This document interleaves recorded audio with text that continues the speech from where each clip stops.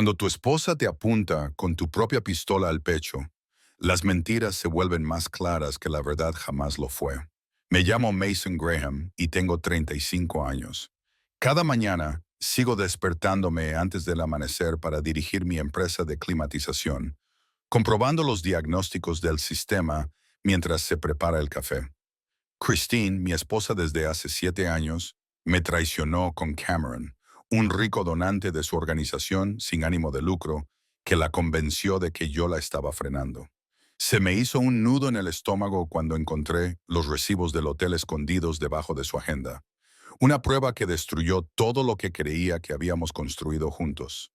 Nunca imaginé que enfrentarla con las pruebas acabaría con el frío acero de mi Glock apuntando a mi corazón. La misma arma que le había enseñado pacientemente a manejar para protegerse.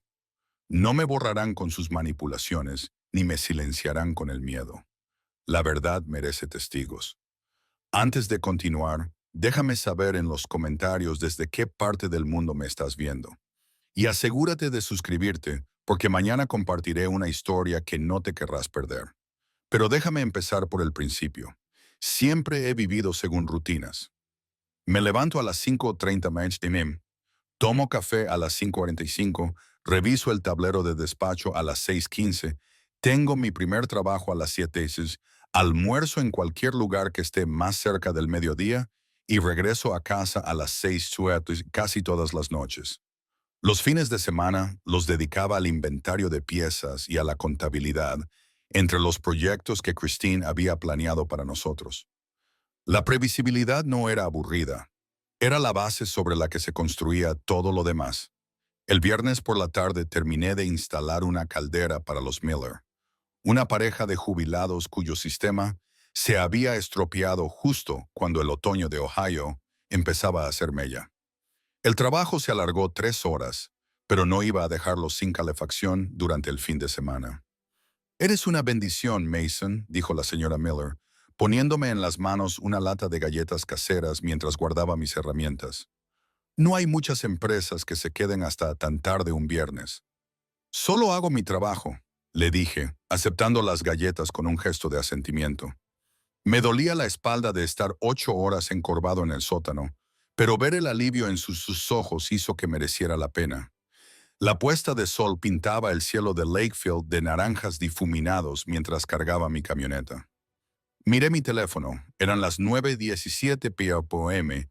y no había mensajes de Christine. Eso no era inusual últimamente. Su trabajo sin fines de lucro con adolescentes en riesgo la mantenía ocupada, especialmente desde que habían conseguido a ese nuevo donante para el centro comunitario, Cameron Algo. Ella lo mencionaba al menos 2 veces en cada conversación durante la cena últimamente. Cameron cree que deberíamos ampliar el programa de mentores. Cameron sugirió un enfoque diferente para la asignación de fondos. Siempre Cameron. Le envié un mensaje. Llego tarde, voy a comprar comida china de camino a casa. ¿Lo de siempre? No recibí respuesta cuando llegué al Golden Dragon. Pedí de todos modos su pollo kung pao favorito y mi ternera con brócoli, además de rollitos de primavera que podríamos recalentar al día siguiente. Previsible, como todo lo demás en nuestra vida, o al menos como solía ser nuestra vida. Lo que pasa con el matrimonio es que desarrollas un sexto sentido para los cambios. Las pequeñas cosas que nadie más percibiría se convierten en letreros de neón parpadeantes. Christine solía responder a los mensajes en cuestión de minutos. Solía dejar el teléfono en la encimera sin pensarlo 2 veces. Solía acurrucarse contra mí en el sofá en lugar de sentarse con ese cuidadoso espacio entre nosotros.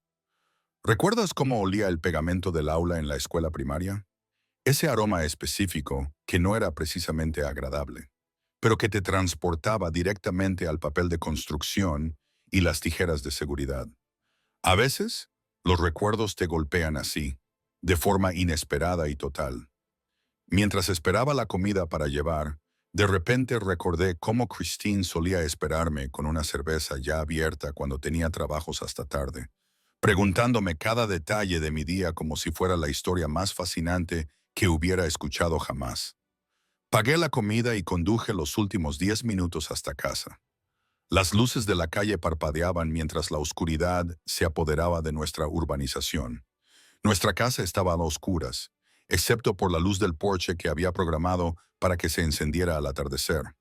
Christine aún no había llegado. Dentro, dejé la comida para llevar en la isla de la cocina y miré la hora. 9:42, pilote meme. Le envié otro mensaje. La comida se está enfriando. ¿Va todo bien? Aparecieron 3 puntos, desaparecieron y volvieron a aparecer. La reunión se alargó. Llegaré pronto a casa. Suspiré y metí la comida en el microondas, pero sin calentarla todavía. Nuestra cocina estaba impecable. Christine siempre había sido muy meticulosa con eso. El calendario de la nevera mostraba sus compromisos con el centro comunitario, escritos con su letra clara. Comité de recaudación de fondos, reuniones con donantes, planificación de programas juveniles. Tantas obligaciones nocturnas que no existían hace 6 meses. La confianza es una elección que se toma cada día. Yo elegí creer que sus noches de trabajo eran exactamente lo que ella decía, dedicación a un trabajo importante. Elegí ignorar cómo apartaba la pantalla de su teléfono cuando recibía mensajes. Elegí no mencionar que a veces su perfume olía diferente cuando llegaba a casa. La puerta principal se abrió a las 10:17 p.m. Christine entró rápidamente, con su cabello rubio ligeramente despeinado y las mejillas sonrojadas.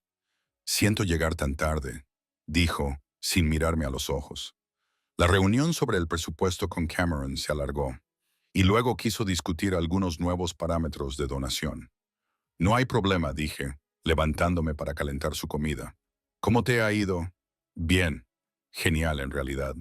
Sonrió vagamente, dejó el bolso y se quitó los tacones. «Está muy comprometido con el centro».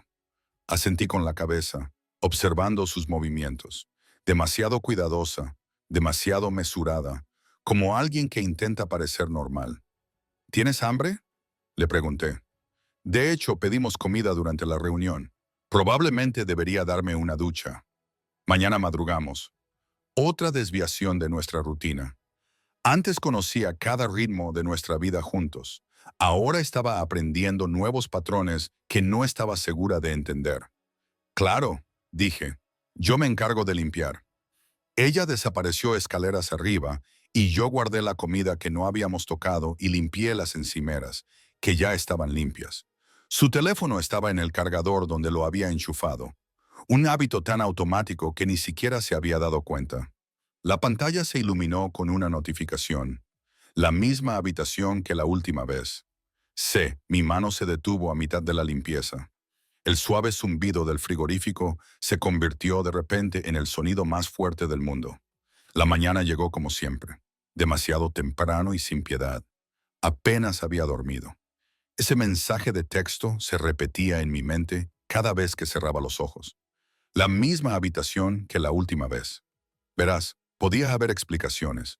Quizás se trataba de una sala de conferencias para una reunión. Quizás estaba viendo cosas que no existían. Pero mi instinto llevaba semanas gritándome. La cama se movió cuando Christine se dio la vuelta, aún profundamente dormida. Salí en silencio, moviéndome por nuestro dormitorio con la práctica del silencio. Su teléfono estaba cargándose en la mesita de noche. Mis dedos se detuvieron sobre él durante un segundo antes de cogerlo. Yo no era así. Nunca había sido el tipo de hombre que revisaba los mensajes de su mujer, pero tampoco había sido nunca el tipo de hombre cuya mujer llegaba tarde a casa oliendo a la colonia de otro. Conecté su teléfono a mi ordenador portátil y comencé el proceso de copia de seguridad. 6 minutos.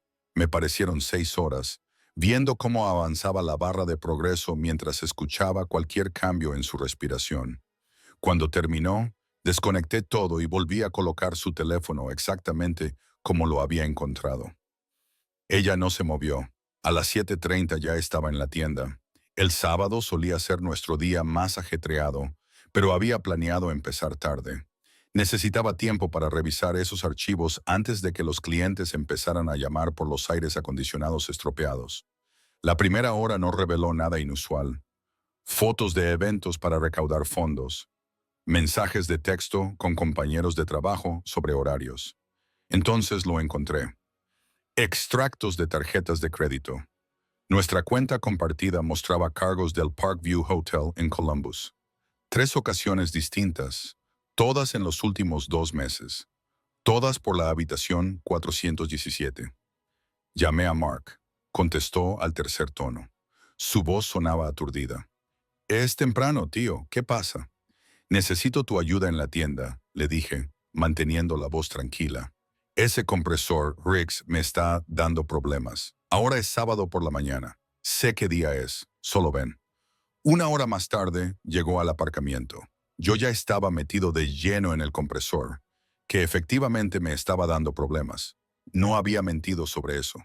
Pásame esa llave, le dije cuando entró, sin levantar la vista de mi trabajo. Me la pasó. ¿Qué pasa? Parece que se haya muerto alguien. Dejé la llave y me limpié las manos con un trapo. Tengo que enseñarte algo. Fuimos a mi oficina y saqué los gastos del hotel. Mark se inclinó y entrecerró los ojos para mirar la pantalla. Habitación 477, leyó. 3 veces. La misma habitación. Sí, podrían ser reuniones de negocios, sugirió. Pero su tono indicaba que tampoco se lo creía.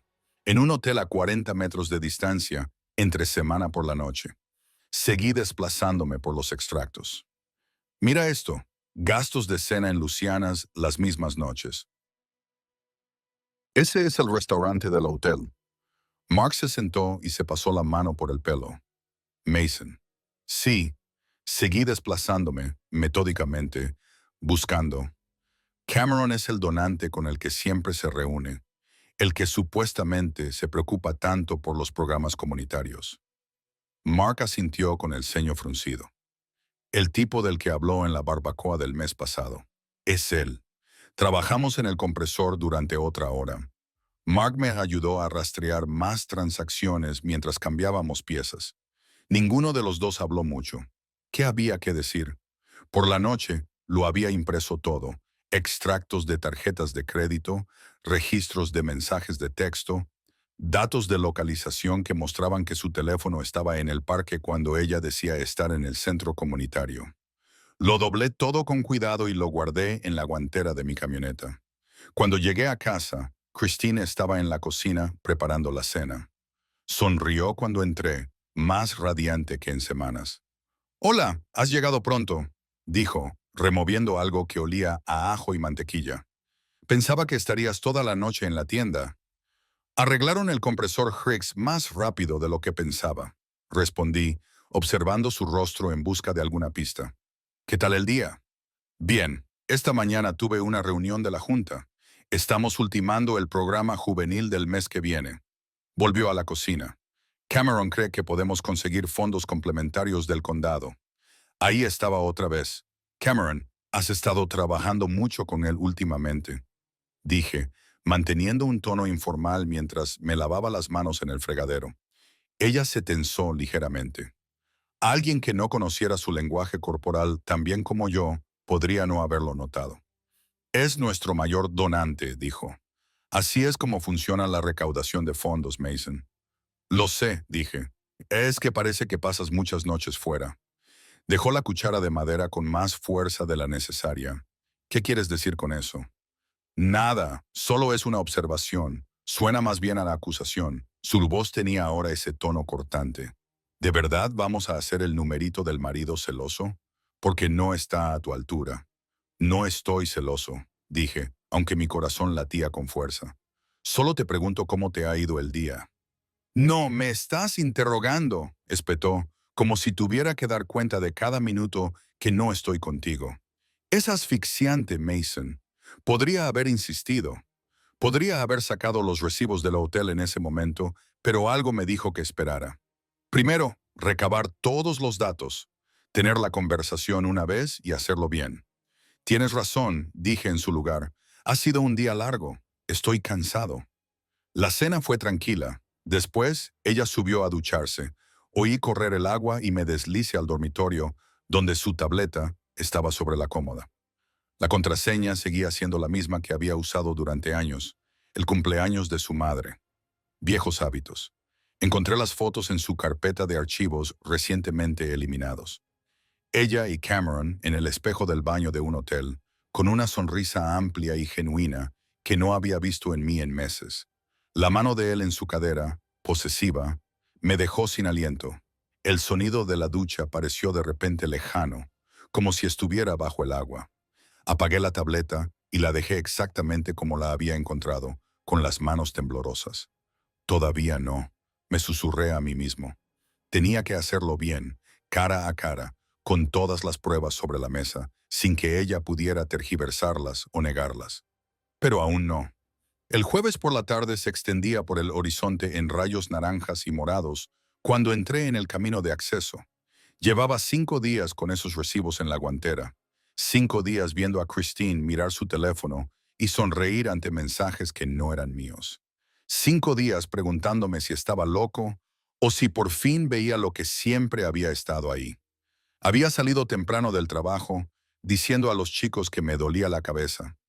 Lo que tenía era un peso que me oprimía las costillas y no me dejaba respirar. Esta noche era la noche de la verdad. La casa estaba en silencio cuando entré. Dejé la bolsa de comida china para llevar en la encimera, del restaurante que le gustaba antes de que empezara a decir que era demasiado grasiento. Colocé los envases blancos ordenadamente, como preparando el escenario para lo que estaba por venir. Saqué del bolsillo de mi chaqueta los papeles doblados, los recibos de hotel, los extractos de la tarjeta de crédito y las fotos que había impreso desde su tableta. Los coloqué en la isla de la cocina en una fila ordenada, como si fueran pruebas, evidencias. Luego esperé. Cuando la puerta del garaje se abrió con un zumbido a las 7:43, se me secó la boca. Oí sus tacones sobre el cemento y luego la puerta interior abriéndose. Christine llevaba el bolso colgado del brazo mientras entraba, con el teléfono todavía en la mano. Mason, dijo sorprendida. Has llegado pronto. He traído la cena. Mi voz me sonó extraña. Demasiado firme, quizá demasiado controlada. Ella miró los recipientes de comida para llevar y luego los papeles sobre la encimera. Su sonrisa se desvaneció. ¿Qué es todo esto? Es algo de lo que tenemos que hablar. Le indiqué el taburete de la barra frente a mí. Siéntate. He estado en reuniones todo el día. ¿No puede esperar? Dejó el bolso en la encimera, pero se quedó de pie. No. Deslicé el recibo del hotel hacia ella. Habitación 417. 3 noches pagadas con nuestra tarjeta. Lo cogió y su expresión pasó de la confusión a algo más duro. ¿Por qué revisas mis cosas? La pregunta salió suave, acusadora. En serio, Mason, ¿por qué estás husmeando en mi teléfono y mis tarjetas de crédito? Te le estoy preguntando por el hotel, Christine. Ella se rió, un sonido pequeño y desdeñoso. Podría ser cualquier cosa. Un error. Quizás uno de los donantes utilizó nuestra tarjeta de la empresa. Ya sabes lo complicadas que son las facturas. ¿Y esto? Empujé hacia ella los mensajes de texto impresos y la foto. Sus ojos se desplazaron rápidamente de las pruebas a mi cara. ¿De verdad revisaste mi tableta? ¿Mis mensajes privados? ¿Qué te pasa? Responde, le dije, con voz tranquila. Cuéntame sobre Cameron. Algo brilló en sus ojos al oír su nombre. Luego su rostro se suavizó con una calma ensayada. Cameron es un donante. Apoya nuestro programa juvenil. Ya te lo he dicho. ¿Te acuestas con él? Dios mío. Dio un paso atrás, sacudiendo la cabeza. Estás exagerando. Siempre conviertes las cosas normales en acusaciones. Su voz se elevó ligeramente. Quizás necesites ayuda, Mason. Esta paranoia no es saludable. Deja de mentirme. Mantuve mi tono tranquilo. Sé lo de Columbus, lo de la habitación 417, lo de las cenas en Lucianas. ¿Ves lo que quieres ver? Volvió a coger su bolso. No puedo lidiar con esto ahora mismo. Christine, por favor, solo dime la verdad. Su calma se quebró. La verdad es que eres controlador. Siempre lo has sido con tus listas y tus horarios y tus preguntas sobre dónde he estado. La miré fijamente, a esta extraña con el rostro de mi esposa. Solo respóndeme. Se dio la vuelta y caminó hacia el pasillo. La seguí, con el corazón latiéndome con fuerza contra las costillas. Christine, no te vayas. Tenemos que hablar de esto. Se desvió hacia el armario del pasillo, donde guardaba la caja fuerte con las armas, y se me encogió el pecho. ¿Qué estás haciendo?, le pregunté. Abrió la puerta del armario de un tirón. No voy a hacerlo. Me acerqué. Para, por favor. Cuando se giró, sostenía la Glock que le había enseñado a manejar en el campo de tiro meses atrás. Sus dedos se apretaron alrededor de la empuñadura, tal y como le había enseñado. Tras Mason. Su voz era plana, fría. Levanté las manos, con las palmas abiertas. Baja el arma. Podemos hablarlo. Si no te callas, te juro que te obligaré a marcharte. Ella temblaba, pero seguía sujetando el arma con firmeza. Voy a llamar al 911, dije, mientras buscaba lentamente mi teléfono. No te atrevas, gritó. Estás intentando tenderme una trampa. Tú eres el causante de todo esto. Marqué de todos modos, sin apartar la vista del arma. Cuando el operador respondió, hablé con claridad. Necesito ayuda. Mi mujer me está apuntando con un arma. Christine levantó la Glock y me apuntó al pecho con las dos manos, como en el campo de tiro. Cuelga, siseó. Señor, ¿se encuentra en peligro inmediato?, preguntó la voz del operador con claridad en mi oído. Sí, respondí. Me te está apuntando con una Glock en este momento. La policía está de camino. Quédese en línea. Christine caminaba de un lado a otro, con la pistola aún apuntándome. Estás arruinando mi vida, dijo, con la voz quebrada. Tú, tus acusaciones y tu control. Baja la pistola, repetí. La policía está llegando. Sus ojos se abrieron con pánico. ¿Has llamado a la policía? Las sirenas sonaban en la distancia, cada vez más cerca. El rostro de Christine se contorsionó. Diles que ha sido un error, exigió. Díselo ahora. No. La puerta principal se abrió de golpe. Los agentes Ramírez y Blake entraron con las armas desenfundadas. «Policía, suelte el arma», gritó el agente Ramírez. Christine gritó, con la pistola aún agarrada en la mano. «Suéltela ahora», ordenó Blake. Ella la soltó. La Glock cayó ruidosamente sobre el suelo de baldosas mientras Ramírez se acercaba y le torcía los brazos a la espalda. El clic de las esposas resonó en la casa, que de repente se quedó en silencio. A la mañana siguiente me quedé en la entrada de mi casa viendo cómo el coche patrulla se alejaba por Maple Street. Christine iba sentada en el asiento trasero, con la cara vuelta hacia otro lado. Las luces traseras parpadearon en rojo en la señal de stop y luego desaparecieron tras la esquina. Así, sin más, se había ido. El detective Colton Hayes se acercó a mí, con su rostro curtido e indescifrable. «Señor Graham, tenemos que confiscar el arma como prueba».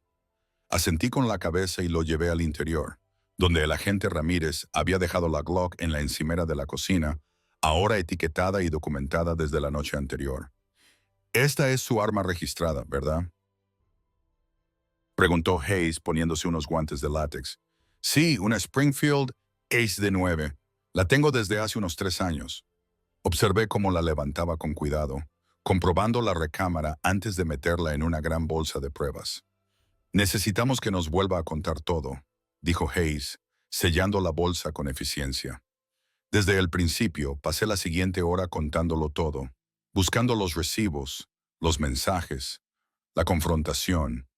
Le mostré la copia de seguridad de los datos del teléfono de Christine, los gastos del hotel, todo.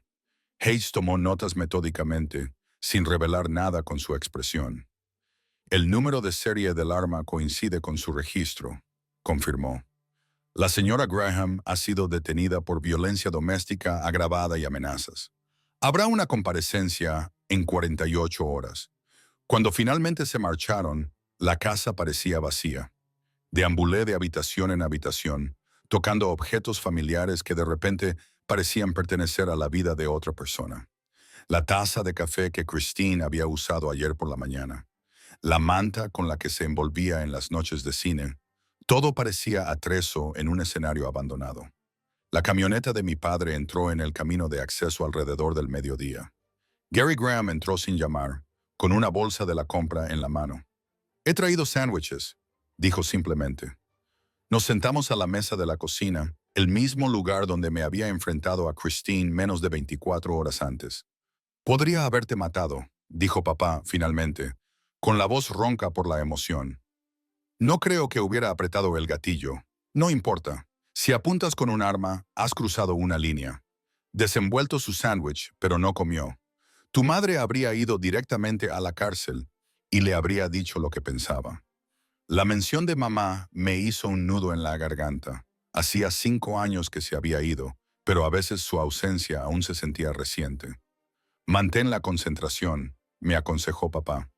Intentarán centrar esto en la aventura amorosa, no en la pistola. No se lo permitas.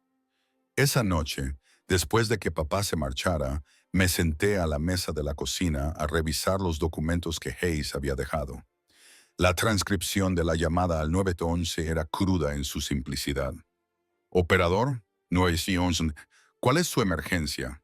Llamante, necesito ayuda. Mi mujer me está apuntando con un arma. Operador, señora N, ¿se encuentra en peligro inmediato? Llámela. Sí, ahora mismo me está apuntando con una Glock. Pasaron 3 días en una vorágine de llamadas telefónicas y papeleo. Entonces llegó la notificación. Christine había pagado la fianza.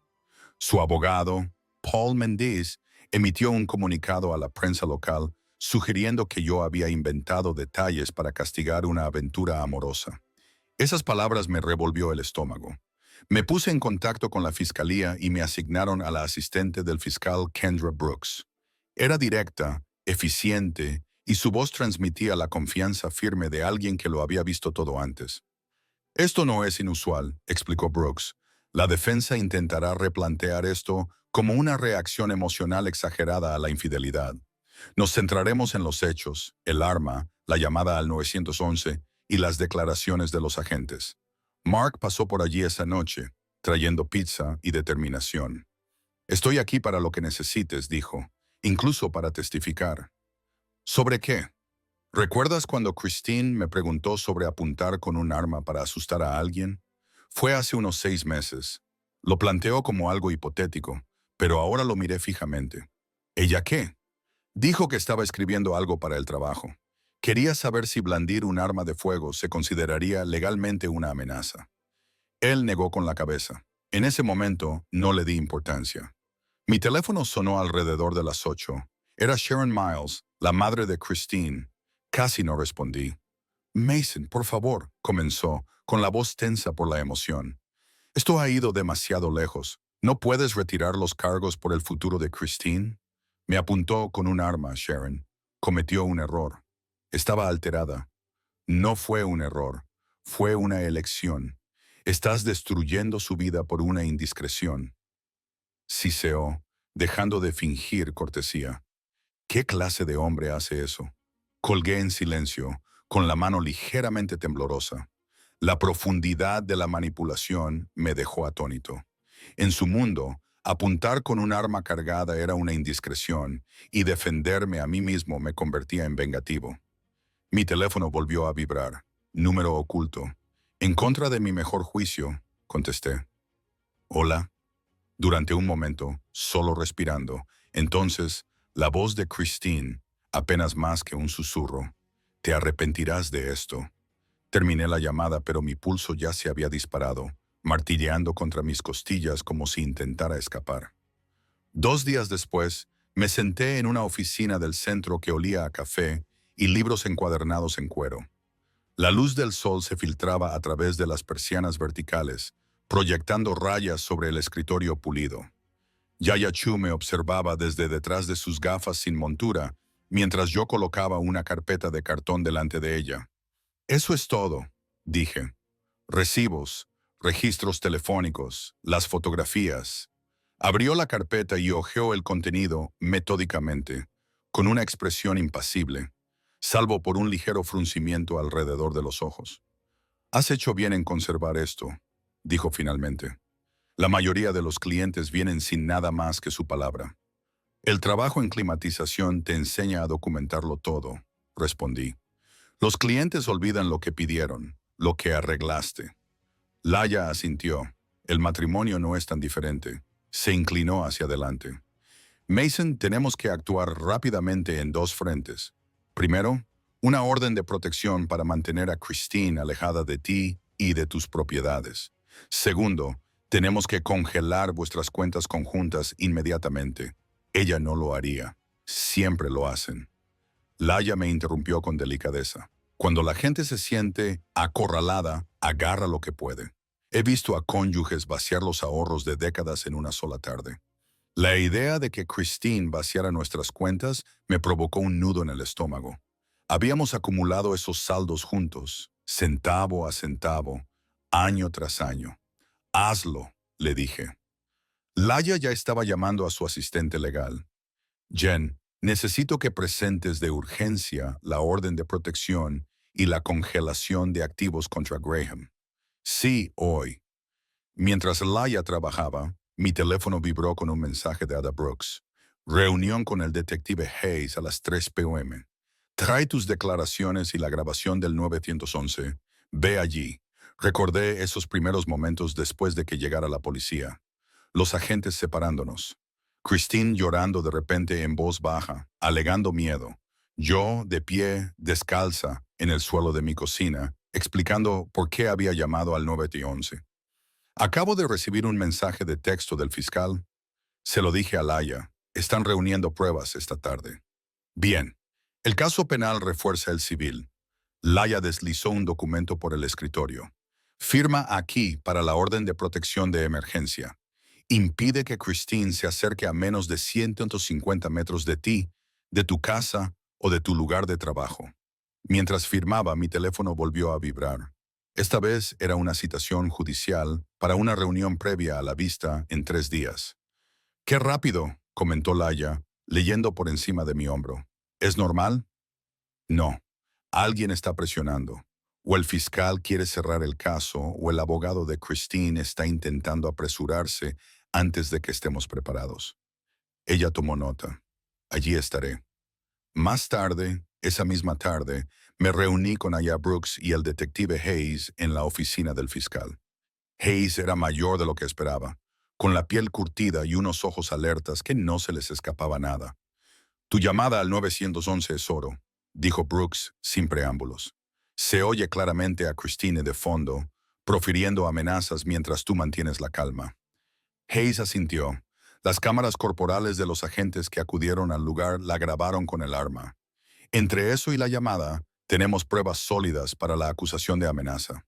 Christine presentó una contradenuncia esta mañana, añadió Brooks, con expresión severa. Afirma que usted la acorraló y que el arma era para defenderse. Apreté la mandíbula. Eso es mentira. Lo sabemos, dijo Hayes. La grabación del 911 contradice su versión, pero su abogado intentará venderla. 3 días después, subí los escalones del juzgado para la reunión previa a la audiencia. Laia a mi lado. Cuando nos acercábamos a las puertas, una voz familiar me llamó por mi nombre. Mason. Me giré. Cameron estaba a 6 metros de distancia, con las manos en los bolsillos, con menos confianza de la que recordaba. «Tienes que dejarlo», dijo, «por el bien de todos». Laia me tocó el brazo en señal de advertencia, pero yo me acerqué a él. «Estás violando la orden de protección al estar aquí», le dije con calma.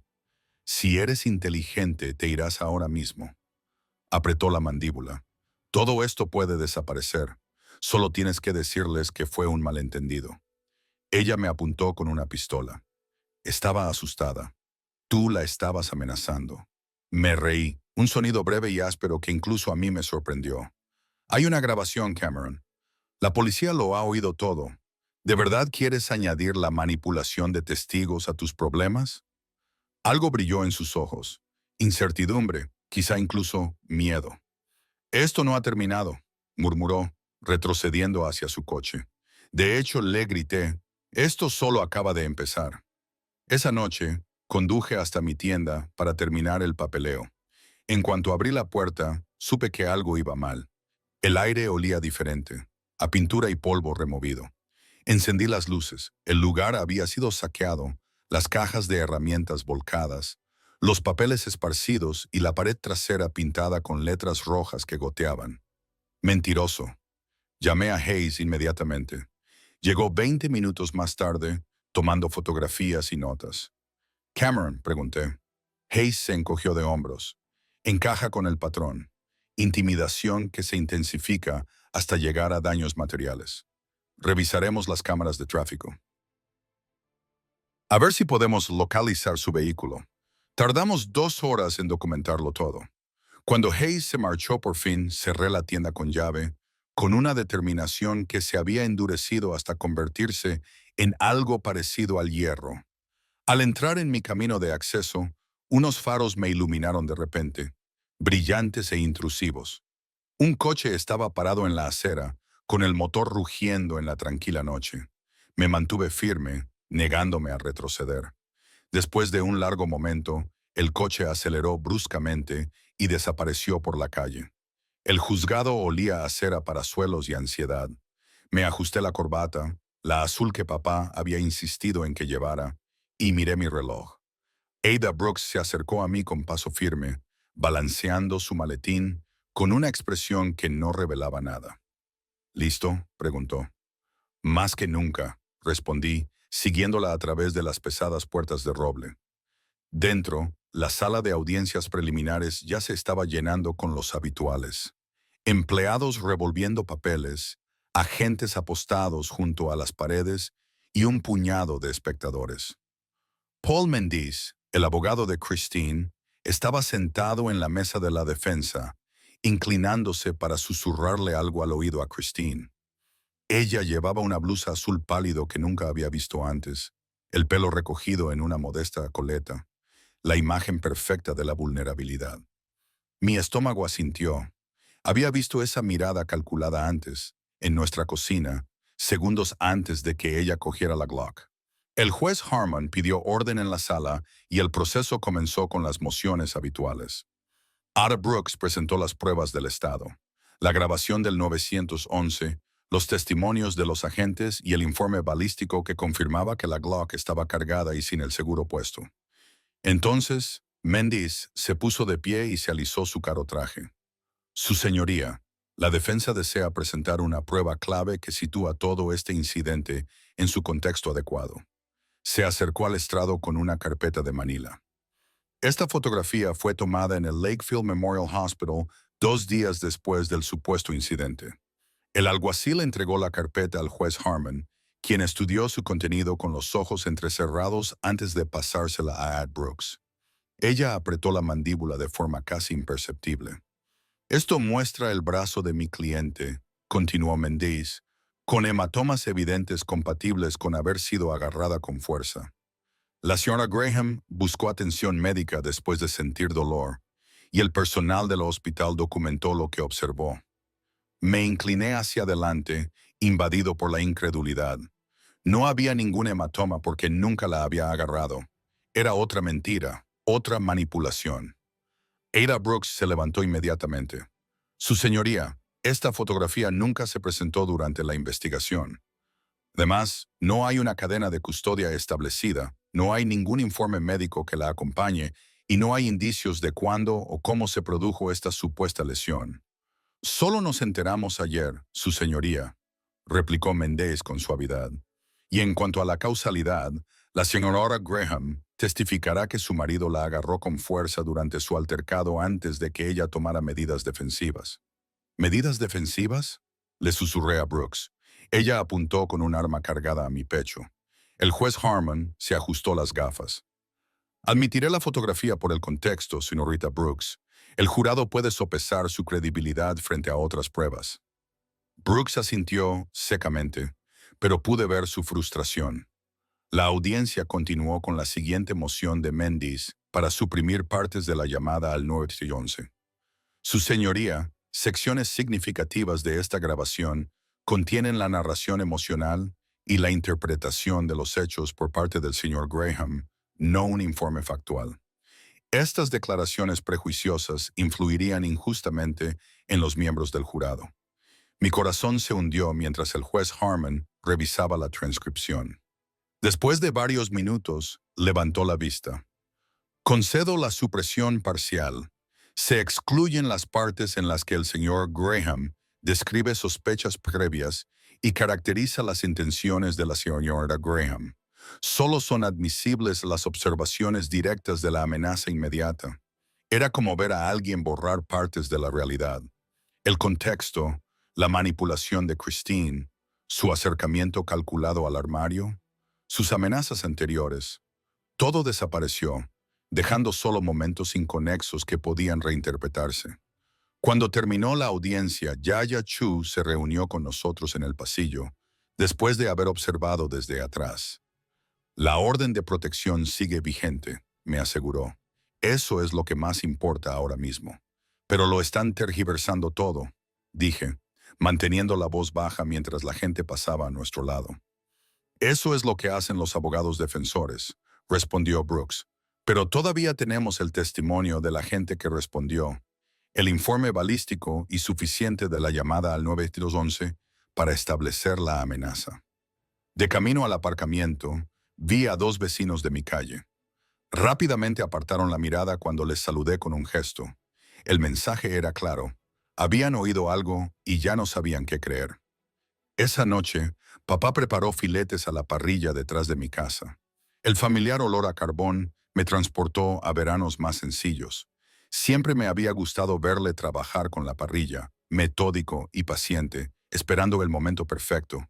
La gente creerá lo que quiera, dijo, dando la vuelta a un filete con precisión experta. La verdad no consiste en convencer a todo el mundo. Consiste en ser fiel a uno mismo. Ella miente sobre todo, papá. Se inventa moratones que nunca ha tenido. Él asintió con la cabeza, sin apartar la vista de la parrilla. Entonces cíñete a lo que pasó realmente. Las pruebas no mienten, aunque la gente sí lo haga. Después de cenar, me senté sola en mi salón, reproduciendo lo que quedaba de la grabación del 911 con los auriculares. Con las censuras del juez, sonaba diferente, clínico, despojado de emoción.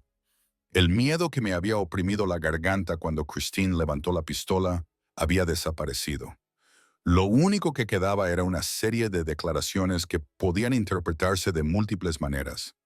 Mi teléfono vibró justo después de medianoche. Un mensaje de Mark. ¿Has encontrado algo que debas escuchar? Llámame. Agarré el volante con más fuerza mientras entraba en el taller de Mark. El letrero de neón de reparaciones de carreteras parpadeaba sobre mi cabeza, proyectando un resplandor azul sobre el aparcamiento vacío. Eran poco más de las 7 de la mañana, pero Mark ya estaba allí. La puerta del garaje estaba medio abierta. Gracias por venir tan temprano, dijo, secándose las manos con un trapo mientras yo salía de mi camioneta. Tu mensaje parecía importante. Asintió con la cabeza y me indicó que entrara. Lo es. He estado despierto medianoche para asegurarme de que no era mi imaginación. El taller olía a aceite de motor y café. Mark me llevó junto a un Chevy levantado hasta su pequeña oficina en la esquina trasera. El escritorio estaba lleno de facturas, pero su ordenador portátil estaba abierto. Un reproductor multimedia estaba pausado en la pantalla. ¿Recuerdas cuando Christine llamó el año pasado para pedirte consejos sobre tu arma? Dijo Mark, acomodándose en su silla. Me pareció raro, pero pensé que solo estaba nerviosa porque tenías una en casa. Recuerdo que mencionaste algo al respecto. Me apoyé contra la pared, con los brazos cruzados, pero no le di mucha importancia. Luego hago una copia de seguridad de todo en la nube. Mensajes de texto, mensajes de voz, todo. Estaba buscando la información de contacto de un antiguo cliente y encontré esto. Hizo clic en reproducir. La voz de Christine llenó la pequeña oficina, clara y deliberada. Hola Mark, una pregunta rápida, ya que sabes de estas cosas. ¿Cómo se apunta con un arma para asustar a alguien sin disparar realmente? Mason me ha estado enseñando lo básico, pero quiero entender la diferencia entre intimidación y amenaza real. Llámame. Se me hizo un nudo en el estómago. La fecha indicaba que era de hacía 7 meses. Lo estaba planeando, susurré, y la comprensión se instaló como hielo en mi pecho. Todo este tiempo, Mark detuvo la reproducción. Hay más. Llamó 2 veces esa semana con preguntas similares. Me miró con expresión sombría. Mason estaba ensayando. El café que había comprado de camino, de repente, me supo a ácido. Recordé lo orgulloso que me sentía al enseñarle a Christine el manejo seguro de las armas. Lo cuidadoso que había sido al enfatizar la responsabilidad. Todo mientras ella tomaba notas mentales para algo completamente diferente. Necesito una copia, dije, con una voz más firme de lo que me sentía. El detective Hayes tiene que escuchar esto. 2 horas más tarde, me senté frente a Hayes en su oficina. El rostro curtido del detective permaneció impasible mientras reproducía las grabaciones de nuevo. Ada Brooke estaba de pie junto a la ventana, con los brazos cruzados. Los metadatos de la marca de tiempo parecen intactos, dijo Hayes, haciendo clic en la información del archivo. Lo enviaré a nuestra unidad técnica para su autenticación completa, pero esto parece legítimo. Corrobora lo que encontramos en los intercambios de mensajes de texto entre Christine y Cameron, añadió Brooks, volviéndose hacia nosotros, en particular el mensaje sobre hacer que Mason pareciera peligroso. Hayes asintió. Esto cambia las cosas. Demuestra premeditación, intención de intimidar. Me quedé mirando el escritorio, recordando la cara de Christine cuando me apuntó con la Glock. No asustada, sino decidida. Sabía exactamente lo que estaba haciendo. Brooks se sentó frente a mí. Mason, quiero organizar una reunión más, grabada con ambos equipos legales presentes. Veamos cómo responden cuando se enfrenten a estas pruebas. 3 días después, nos reunimos en una sala de conferencias del juzgado. Laia se sentó a mi lado, mientras que Mendes flanqueaba a Christine. Sharon Miles había insistido en asistir y se sentó ligeramente detrás de su hija, con las manos fuertemente entrelazadas en su regazo. Christine no me miraba a los ojos. Llevaba el pelo severamente recogido y su expresión denotaba victimismo. Ya había visto esa mirada antes, inocencia fingida que ocultaba cálculo. Estamos aquí para discutir nuevas pruebas, comenzó Brooks, y posiblemente reconsiderar las opciones de acuerdo. Sharon se inclinó hacia adelante. Esto ha ido demasiado lejos. ¿No podemos encontrar la paz? Esto está destrozando a nuestra familia. Miré directamente a Sharon. Yo quería la paz. Nunca quise nada de esto. Christine intervino, con la voz temblorosa por una emoción fingida. Me estaba defendiendo. Mason me tenía acorralada. Por eso le preguntaste a Mark cómo apuntar con un arma para intimidar a alguien. Interrumpí. Hace 7 meses, la sala quedó en silencio. Brooks deslizó la transcripción por la mesa. Mendes la hojeó, y su postura segura vaciló ligeramente. Christine palideció. Esto es, comenzó a decir, y luego se detuvo, buscando la orientación de Mendes. Los ojos de Sharon se llenaron de lágrimas mientras leía por encima del hombro de Christine. «Oh, cariño», susurró. «¿Qué has hecho?» La expresión de Christine se endureció en una mirada dirigida directamente a mí. Si las miradas mataran, yo sería otra estadística más. Brooks rompió el silencio. «Detective Hayes, por favor, solicite una orden judicial para obtener los registros telefónicos del señor Cameron. Creo que allí encontraremos pruebas adicionales que corroboran los hechos». Cuando salimos de la sala de conferencias, el teléfono de Hayes vibró. Se apartó para contestar y luego se volvió hacia mí con renovada urgencia. «Acabo de recibir un aviso de la patrulla. Cameron fue visto entrando en el apartamento de Christine hace 20 minutos. Está violando las condiciones de su libertad bajo fianza». Hayes ya se dirigía al ascensor. «Voy a alertar a las unidades ahora mismo». Me lo estaba acomodando con un sándwich cuando sonó mi teléfono alrededor de las 9 de la noche. El nombre del detective Hayes iluminó la pantalla. «Mason», dijo con voz tensa por la urgencia. Pensé que debía saberlo.